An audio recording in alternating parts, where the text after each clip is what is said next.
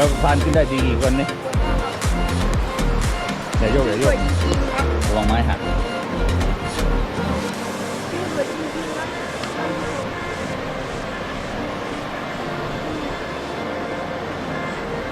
หลุมนี่ครับสะพาน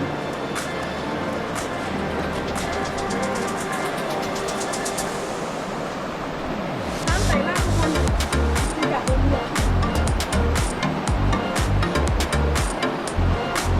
ขอสัมภาษณ์ไปที่ด้านหลังมีอยู่แล้ว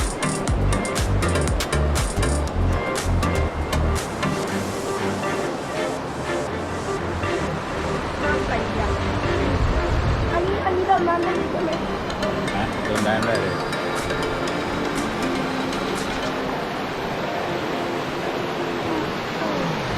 อยากเล่นแล้วอ่ะอยากน้ำไปทางไหนไปทางที่เดิม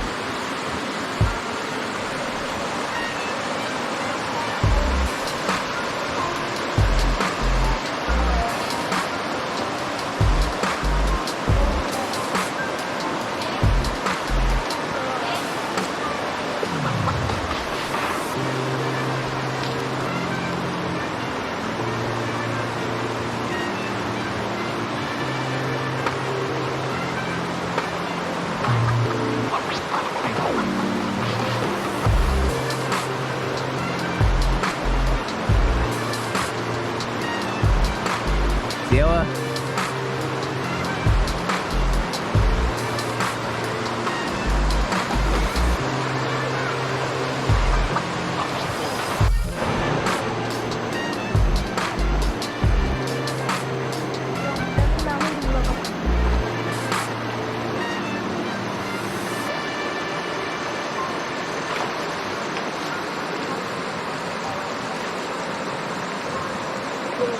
เพื่อจะเล่นน้ำไม่ดูนะครับ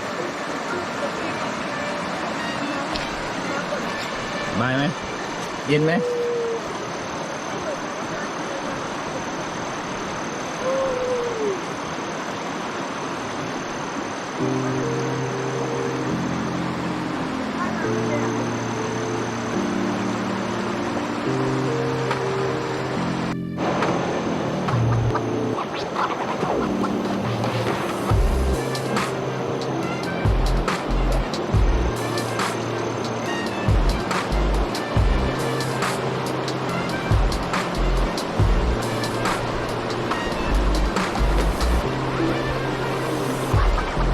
กินอย่าสายไปสายมาไปยังถือนิ่งๆถือนิ่งๆ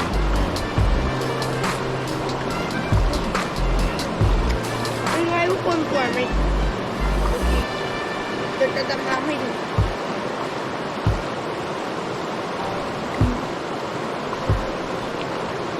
นี่1 2 3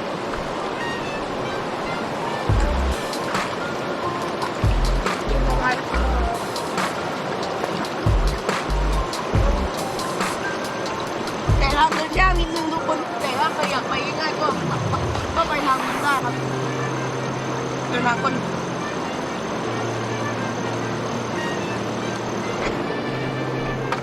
โอเค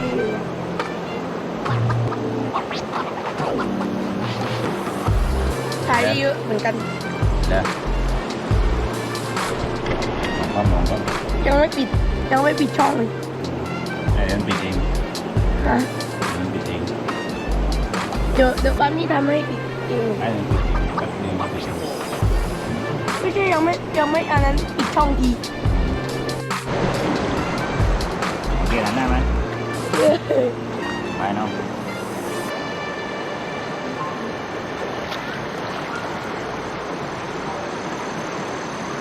ไปนะหมุนเลยนะ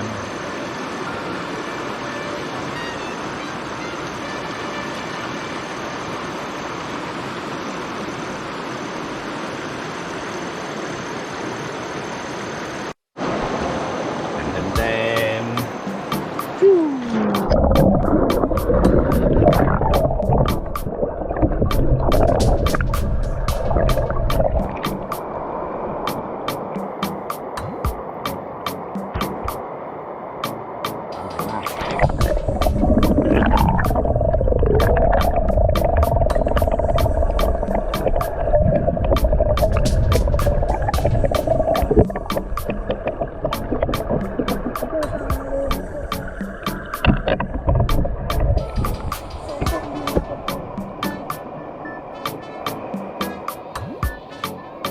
เยียบ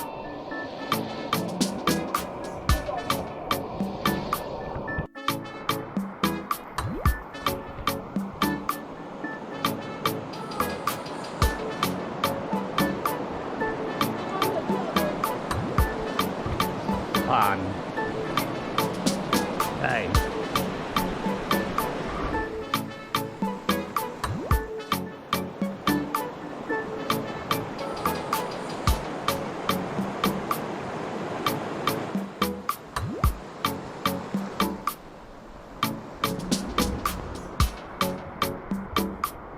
น้ำไปเลย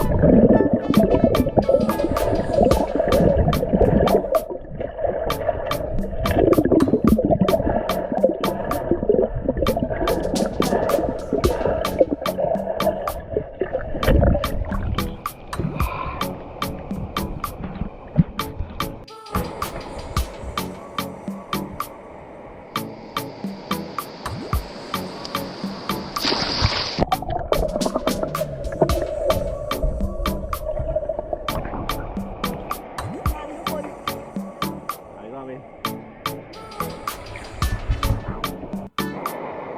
อะไรนะปลาอะไรไม่ไหวเจ๊ก็ทอดเป็นไม่ใช่เหรอไม่มีปลาทำไง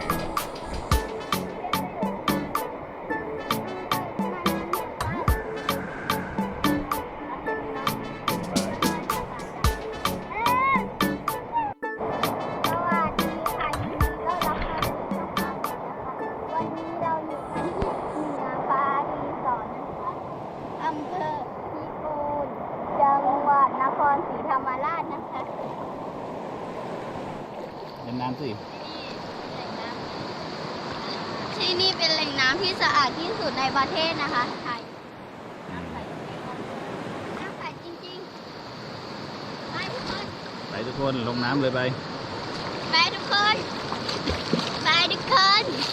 ตากล้องเดินตามกล้องเดินตาม ขับเดินไปดิ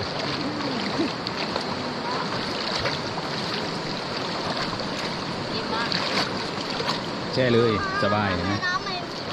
สะอาดนะเย็นน้ำใสมากเลยสะอาดมากเลยตรงนี้น้ำลึกมาก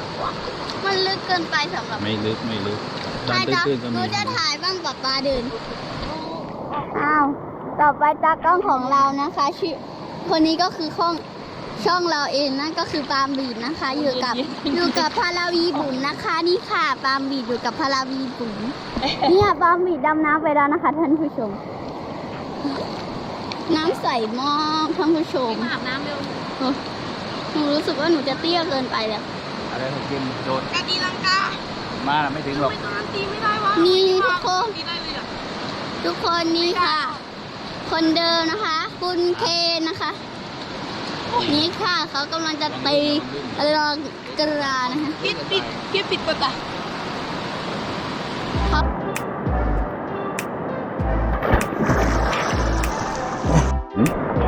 เห็น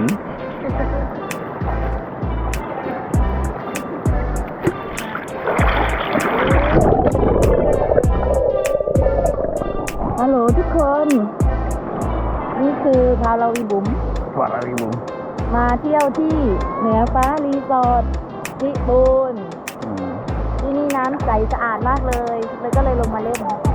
ปกติถ้าไม่ใสจะไม่เล่นน้ำเลยนะ คอนเฟิร์มว่าใสสุดๆ อากาศดีมากเลยดูเด็กสองคนนั่นสินี่สวิตเซอร์แลนด์เมืองไทยหรือเปล่า สวยนะสวยไหมพี่ปัง สวยเดินไป สวยมาก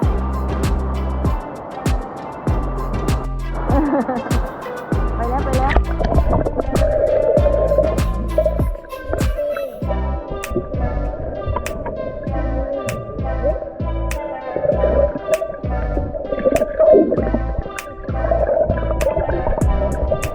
โอ้เย็นเลย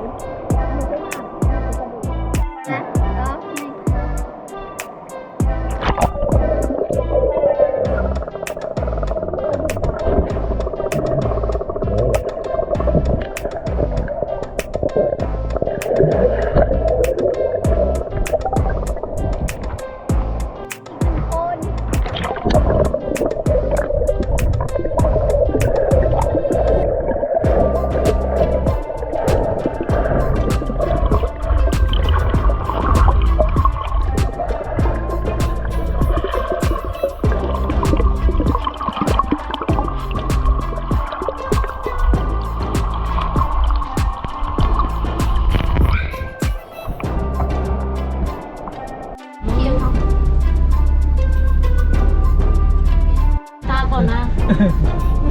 ไม่อยากจะสบาย ตานอนน่ากลัวมากเลยนะเหมือนรถไฟเหาะเลยอ่ะ ไม่น่ากลัวพี่เขาทำอะไร หนูไม่กลัวใช่ไหมหนู หนูไม่กลัวสบายตั้งแต่นั่งครั้งแรกก็เมื่อวานนั่งครั้งแรก หาดใหญ่ตอนเครื่องเล่นมาใหม่ ๆ มันจะมาหาดใหญ่ก่อนนะเคยไปเล่นไหมพวกหนูเกิดได้ยังตอนนั้นไอ้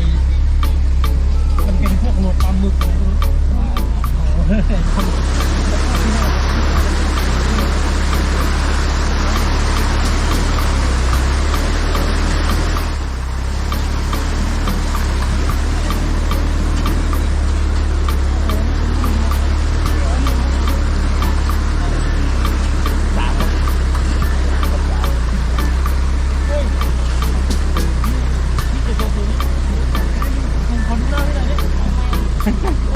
แล้วผมก็ห้อง3เดี๋ยวนะ เอาเยอะ เริ่มไหม สวัสดีค่ะยินดีต้อนรับเข้าสู่ช่อง อยู่อ่างเก็บน้ำครับ วันนี้เรากำลังจะไป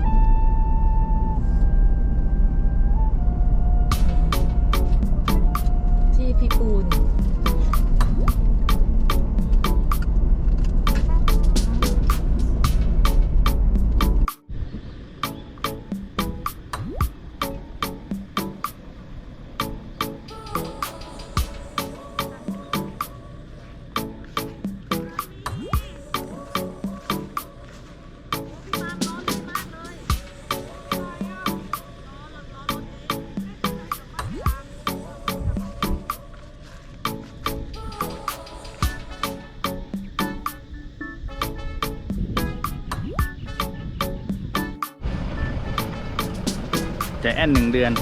แค่1 เดือน ถ่ายเป็นวิดีโอนะ แค่1 ร้อน เดือนใจแอน1 เดือนใช่ไหมเห็นไหมเมียวเมียวเมียวเมียวใจแอน1 เดือน สวยมาก รถอย่างสวยอ่ะ อ่างเก็บน้ำก็สวย